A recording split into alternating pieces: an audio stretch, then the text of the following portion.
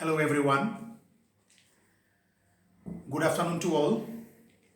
I welcome you all in my today's class. Today I am going to take a class from 9-10 and our today's topic is right form of verbs. So right form of verbs is very important for the students who are learning because it helps you to make the sentences correct.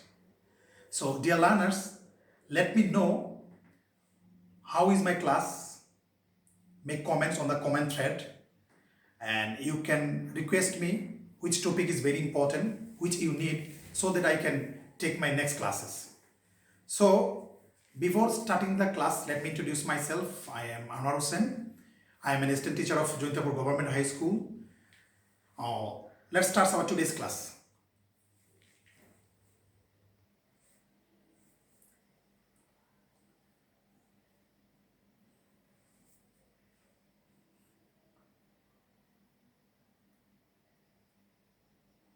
So our today's topic is right form of verbs, part 1.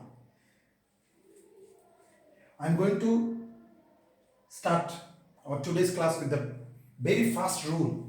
That is what we know. That if the subject is singular, it takes singular verb. And if the subject is plural, it takes plural verb. And that is, if the subject third person singular number, then it takes s or es at the end of the verb. That is, we know, that is present simple. So there are examples for you. You can see they play cricket. Subject is plural. That is why we didn't add s or es. But when I say he writes, so then I have to add s. That is, he writes a letter. So this is the very common rule. All of you know this. Now, the repetition of the first one, that is, we have to use simple present tense if we find something like this, that is universal truth, habitual fact. There are some words like that is always, regularly, sometimes, often, generally, daily, every day, occasionally, usually, normally. So these indicate present simple tense. And what is the structure? That is, if the subject is third person singular, you have to add at the end of the verb. That is, the sun sets in the west.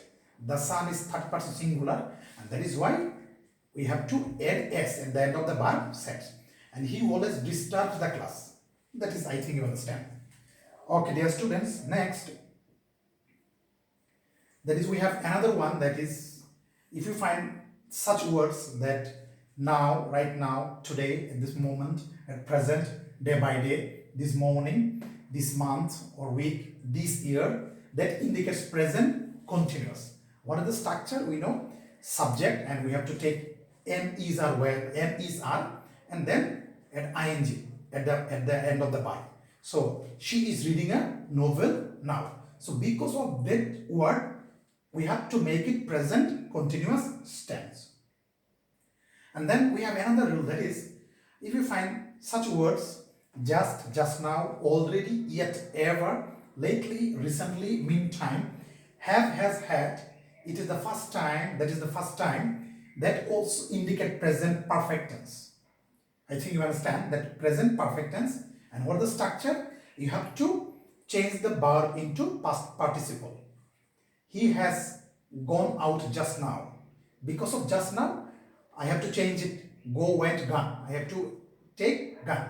And then we selected him captain. I think we understand. Selected. This is the first time we have gone to Dhaka. I think now you understand because of that.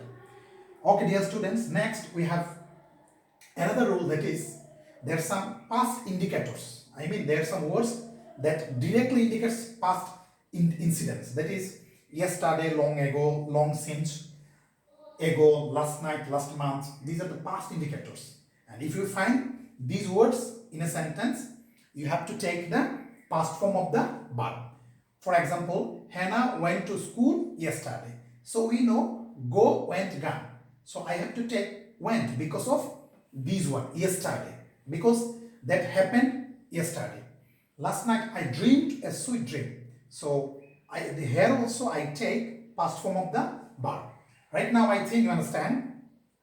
Now we have some other rules that is most important and most confusing for the learners like you. That is, no sooner had than, scarcely when, hardly when. Dear learners, have a look. No sooner and that had. and then. Scarcely, be careful about the spelling. T-H-A-N, not E-N.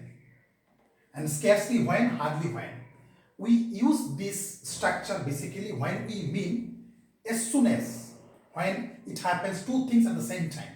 For example, you can see hardly had we reached the college when the examination began. It seems as soon as you enter the college and the examination starts, that it starts at the same time.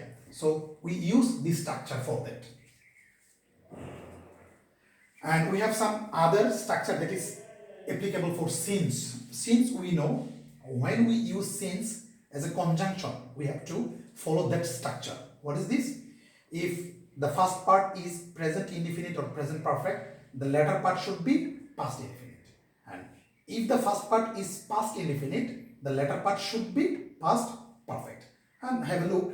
Many years have passed, that is present perfect. And since is here words at the middle of the sentence, and the latter, close or latter sentence, that is past indefinite. I came to Sylhet. On the other hand, you have it was many years since I had come to Sylhet. Dear learners, have a look. The first part, that is past indefinite, I think you understand. It was many years. And the second one, that I have to convert in past perfect, that is I had come to Sylhet. I think you understand. Now you have another structure, so that is very confusing too also. Before and after. We know before and after, when we like to add two words, two things at the same time, one after another, we use more often. That is, if we use before in the sentence, that the first part of the sentence should be past perfect and the latter part should be past indefinite. The most common example, that is, the patient had died before the doctor came. I think you understand. Because of before, I have to make that part past perfect and the latter part was past indefinite. And in case of after, the structure should be opposite. That is, the first part should be past indefinite and the latter part should be past perfect. That is, I came after he had left the country. I think you understand now. Now, let's see.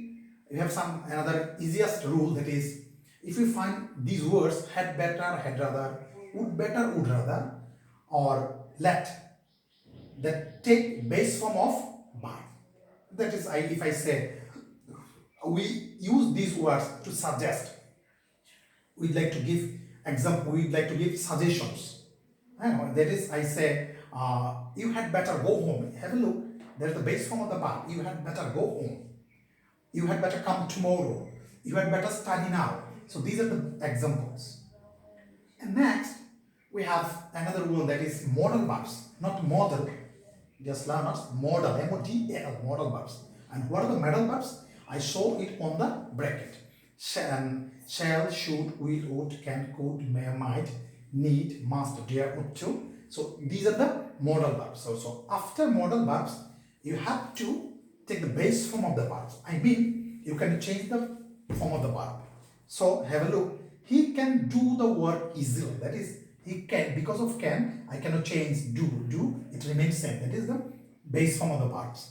And we shall overcome this pandemic. We know the pandemic that is going on, and hopefully we shall overcome someday. So it doesn't change. Okay, dear learners, next we have mind, ought, past, cannot help, could not help, with a view to, look forward to, would you mind, get used to, and preposition verb plus ing. I mean, if you find these words in a sentence, you have to add ing after the base form of the verb. And preposition plus ing, I'd like to share with you that after preposition, if you find any verb, then you have to add ing with that verb. That is, we could not help studying. I think that is, we cannot but, I can say, we cannot but study. But if I say cannot help, then you have to add ing with the verb. And the next one, I never thought of copy in the exam. That is, of and then verb. That is why we add ing with at the end of the verb. Let us next. All right, dear learners, have a look on the screen. There are some words, that is each, every, everyone, everybody, everything, nobody, no one, none, nothing, somebody, someone, something, every day, whatever, whichever, take singular verbs. I mean, if you find these words, if you use these words as a subject of the sentence, and after that you have to take,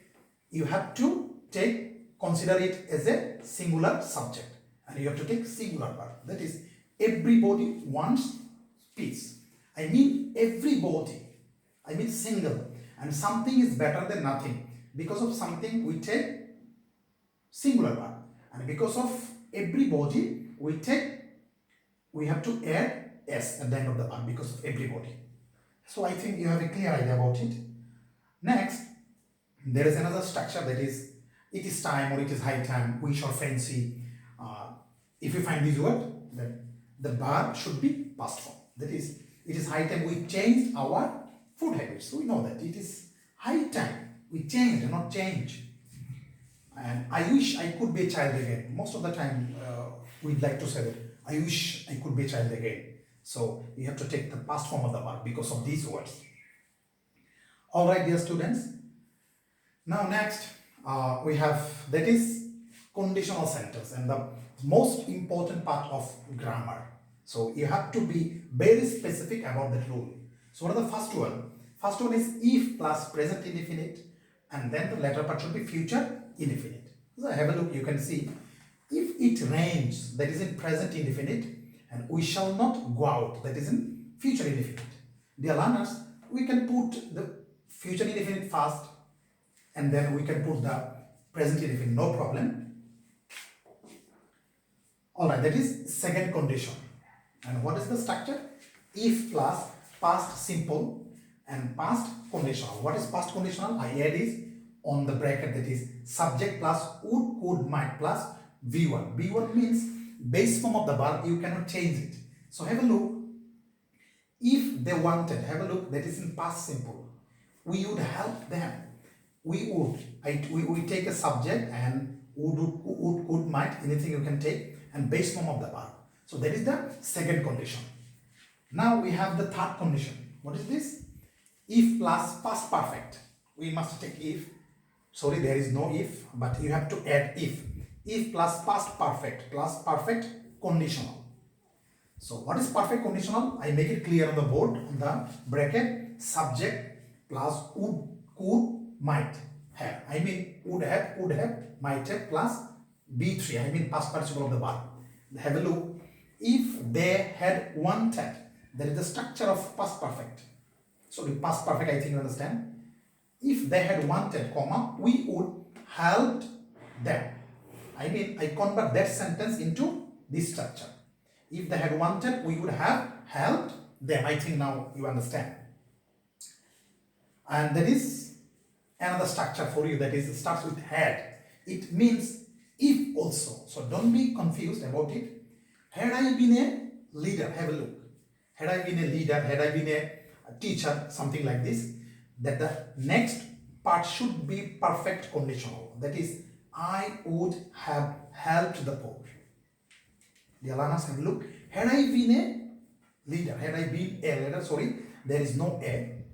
And had I seen him earlier, that is, if I seen him earlier, I would have told him the news. That the next part should be past conditional. Dear learners, now we have another rule. That is, there is a structure is like this. If I were a teacher, that means if plus subject plus were. But I directly give you an example like this. That if I were a teacher, then the next part, what I would like to do, I would teach the students, or I would have taught the students.